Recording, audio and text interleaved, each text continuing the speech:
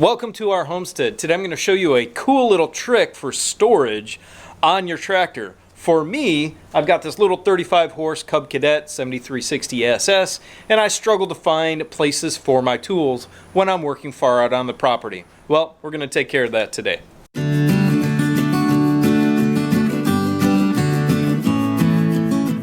Now I've got this old school little money lockbox here that came with the tractor. Somebody put it on here, but it's just not wide enough and big enough for a lot of the tools that I do use.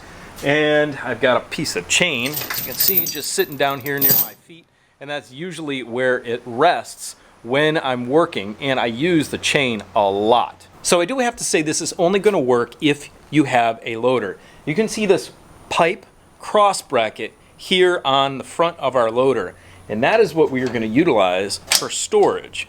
Right now it contains the legs for taking off the loader off the tractor so the loader can stand up. So I'm going to take those legs out because the only time I take off the loader is when I'm here in the barn. Now we're going to have to find something to fit inside this pipe to hold our tools, and the perfect thing for that is a piece of PVC. But we're going to need to modify it, and we're going to show you how to do that. Now each tractor is going to have a different size diameter pipe, so the PVC pipe that you find is going to need to fit inside. Unfortunately, with ours being so small, a 2-inch is going to fit into it instead of a 3-inch.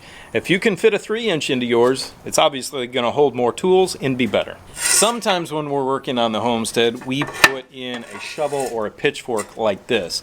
But I need a spot to hold things like wrenches, my chains, and stuff like that that I utilize on the tractor and around the property. So besides measuring the diameter of the pipe, you're going to need to measure the width of your arms, or the width of the pipe. Now remember that we have this pin, at least on our tractor, that slides in these two holes, and that will help hold in our container that we're going to be putting in there. So you need to measure short of this pin so that it fits inside nicely. And on this Cub Cadet 485 loader, that's 42.5 inches to the inside of the pin on both sides. Now for the project, you are going to need, for our loader, some 2-inch PVC. If you can fit 3-inch in it, go for it. If you have a smaller tractor, you might need 1.5 inches. You are just going to have to modify it per your tractor. And for us, since we had these two short pieces of scrap, we just bought a coupling to put in between.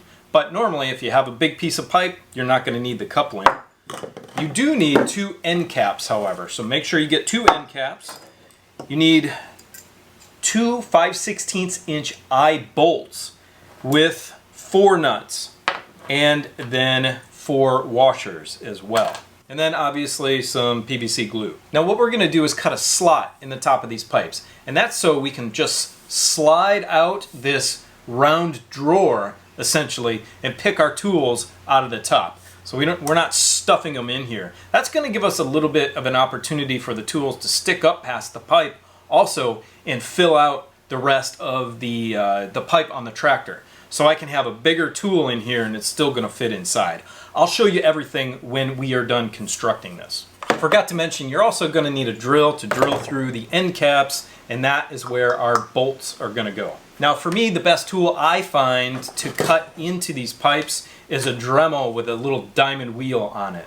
That's what I'm going to use. You can use whatever you like. If you have some quick clamps, that's going to make your life a lot easier holding these down on a surface while you cut it. So here's the first portion. This is what it looks like. You can see I've left some material here. That is for 2 reasons. 1, so your connection pieces can go on there and they have something to adhere to.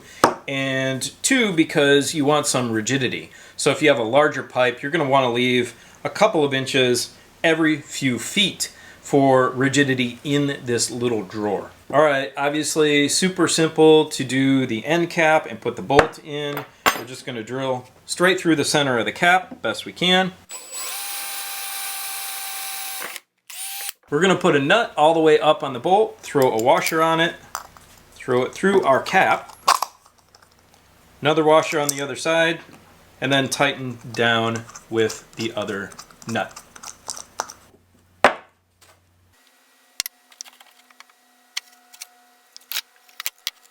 Well, there we go. Here's our cylindrical drawer, essentially, and we just slide it right into that cross pipe on our loader bucket.